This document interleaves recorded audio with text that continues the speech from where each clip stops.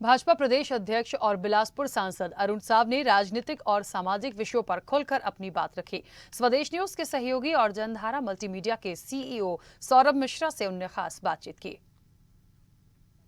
दोस्तों, मैं सौरभ मिश्रा। आज की खास बातचीत में हमारे साथ प्रदेश अध्यक्ष भाजपा के अरुण साव जी है। आइए शुरू करते हैं आज की बातचीत। आपका सर वेलकम है हमारे शो में। जी बहुत धन्यवाद। सर, पहला क्वेश्चन मैं आपसे पूछना चाहूँगा, आपकी राजनीति के सफ़र की शुरुआत कैसे हुई? सबसे पहले तो आपके सभी दर्शकों को गणेश चतुर्थी की बहुत बधाई और शुभकामनाएं। Thank you sir. विघ्नहर्ता भगवान गणेश सभी के जीवन में सुख शांति और समृद्धि लेकर आए, ऐसी कामना करता हूं। वास्तव में राजनीति में मेरा आना पारिवारिक रूप से रहा है। पिताजी पार्टी के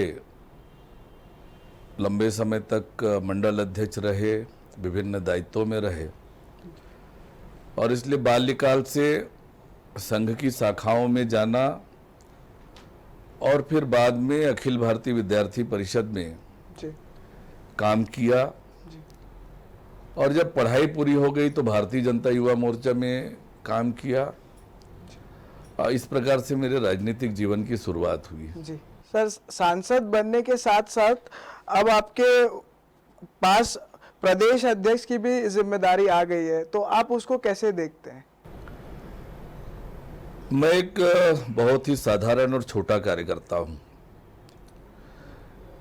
बचपन से लेकर अब तक संगठन ने जो भी दायित्व दिया,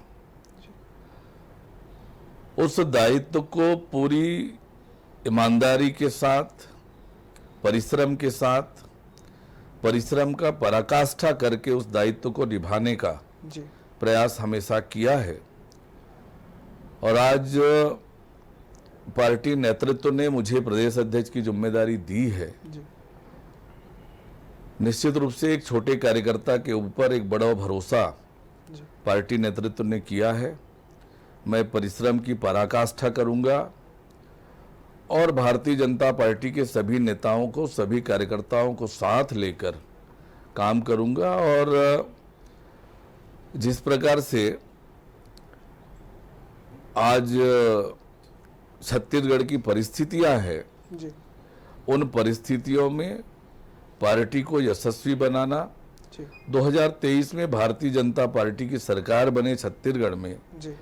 इसके योजना बनाकर जी। काम करूंगा। जी। वर्तमान में प्रदेश में भाजपा की जो स्थिति है, उसे बेहतर बनाने के लिए आपकी क्या योजना है? वास्तव में छत्तीसगढ़ में भारतीय जनता पार्टी का संगठनात्मक ढांचा बहुत मजबूत है। जी। मतदान केंद्र स्तर तक भारतीय जनता पार्टी के निष्ठावान, ईमानदार कार्यकर्ता हैं और पार्टी का संगठनात्मक ढांचा राज्य में मजबूत है। जी। भारतीय जनता पार्टी का कार्यकर्ता रोज जनता के बीच विभिन्न कार्यक्रमों के माध्यम से होता है। जी। कोरोना महामारी के दौरान भी जब बाकी के राजनीतिक दल लॉकडाउन की स्थिति में थे, भारतीय जनता पार्टी के कार्यकर्ता अपनी जान जोखिम में डालकर भी लोगों की मदद कर रहे थे, लोगों की सेवा कर रहे थे। तो भारतीय जनता पार्टी सतत रूप से सक्रिय रहने वाली और कार्यकर्ता आधारित पार्टी है। जी। और इसलिए सभी कार्यकर्ताओं को साथ लेकर, सभी नेताओं को साथ लेकर काम करेंगे, पार्टी को यशस्वी बनाएंगे। जी। इस बार विधानसभा चुनाव को लेकर जो चुनाव होंगे, उसमें आप लोग की क्या स्ट्रैटेजी रहेगी? लगभग 4.25 साल हो गए जी। छत्तीसगढ़ राज्य को बने। जन घोषणा पत्र में बड़े बड़े वायदे इस सरकार ने, इस पार्टी ने किए थे, जी। कांग्रेस पार्टी ने, जी। कि किसानों के साथ अन्याय अत्याचार हुआ, महिलाओं के साथ हुआ, जी। युवाओं के साथ हुआ, जी। सरकारी अधिकारी कर्मचारियों के साथ हुआ, बुजुर्गों को धोखा देने का काम इस सरकार ने किया। छत्तीसगढ़ में जिस प्रकार से सरकार चल रही है, कर्ज में डुबाने का काम छत्तीसगढ़ की सरकार ने छत्तीसगढ़ को किया है।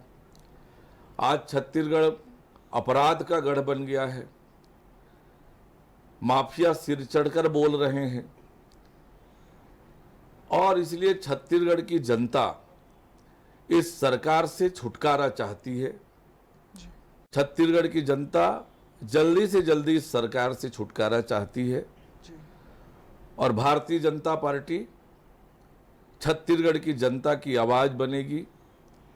सड़क से लेकर सदन तक लड़ाई लड़ेंगे, जनता की आवाज बनेंगे, जनता के मुद्दों को लेकर आगे बढ़ेंगे और छत्तीसगढ़ की जनता के आकांक्षा के अनुरूप 2023 में छत्तीसगढ़ में भारतीय जनता पार्टी की सरकार बनाएंगे।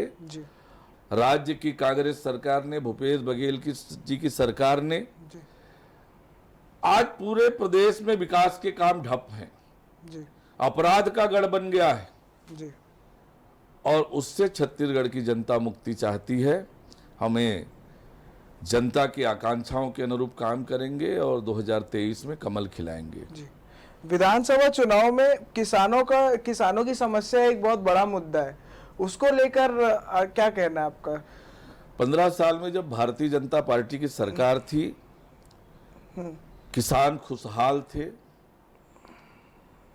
इस सरकार ने किसानों से बड़े बड़े वादे करके धोखा देने का काम किया। किसानों के साथ इस सरकार ने अन्याय अत्याचार किया। कर्ज माफी का वादा किया, आधा अधूरा कर्ज माफ हुआ और जिस प्रकार से बोनस के रूप में जो राशि सरकार दे रही है वो भी 4 किस्तों में, उसमें भी कटौती हो रही है। 2 साल पुराना बोनस नहीं दिया। किसानों के रकबे काटे गए। किसानों को बारदाना के लिए तरसाया गया। किसानों को मजबूर किया गया ऊंची कीमत पर खाद खरीदने के लिए, अमानक वर्मी कंपोस्ट खरीदने के लिए मजबूर किया गया।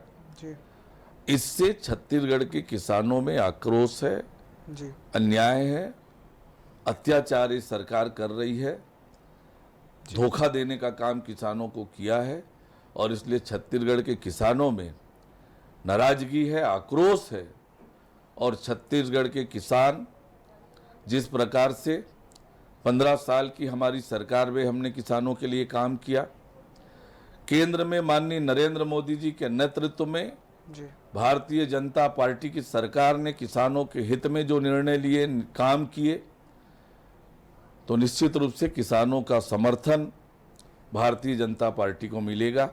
प्रदेश में अगर भाजपा की सरकार बनती है तो आप लोगों की प्राथमिकता क्या होगी? छत्तीसगढ़ विकास की दिशा में आगे बढ़ा था। छत्तीसगढ़ शांति का टापू, सद्भावना का टापू था। हम छत्तीसगढ़ को उस दिशा में आगे बढ़ाएंगे, अटल जी के सपनों के अनुरूप छत्तीसगढ़ को बनाएंगे। छत्तीसगढ़ को खुशहाल प्रदेश, विकसित प्रदेश बनाएंगे। हर वर्ग के विकास के मुख्य धारा में लाकर उन्हें सम्मान से जीने का, खुशहाली से जीने का अवसर प्रदान करेंगे। जी, जो बस्तर एरिया है उसको आप कैसे देखते हैं, कैसे आप लोग टारगेट कर रहे हैं उसको, आपकी स्ट्रैटेजी क्या रहेगी बस्तर को लेकर? 15 सालों में बस्तर के विकास के लिए जो हमने एक सिलसिला प्रारंभ किया था, आज बस्तर के लोगों को भी ये बात महसूस हो रहा है कि आज विकास के सारे काम बस्तर में ठप हैं। उनको मौलिक सुविधाएं जो हम दे रहे थे, वो सुविधाएं भी राज्य में कांग्रेस की सरकार बनने के बाद बंद हुई है। बस्तर की कानून व्यवस्था की स्थिति पूरी तरह से खराब है और बस्तर की जनता को ये भरोसा हो गया है कि उनका भविष्य भारतीय जनता पार्टी के हाथों में ही सुरक्षित रहेगा।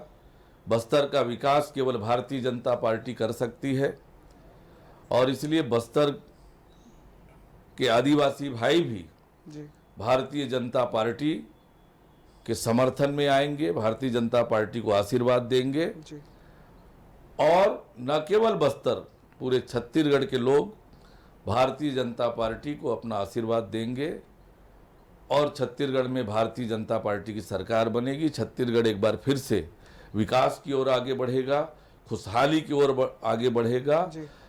शांति और सद्भावना की ओर आगे बढ़ेगा। तो अरुण जी, आपका शुक्रिया आपका समय हमें देने के लिए। मैं आपको कॉन्ग्रेचुलेट करना चाहूँगा कि आप भाजपा के प्रदेश अध्यक्ष बने।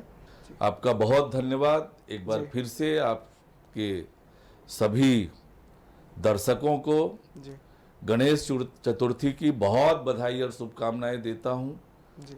आपका बहुत धन्यवाद, आपका बहुत आभार। आज के लिए बस इतना ही। अगली बार हम फिर मिलेंगे। नमस्कार।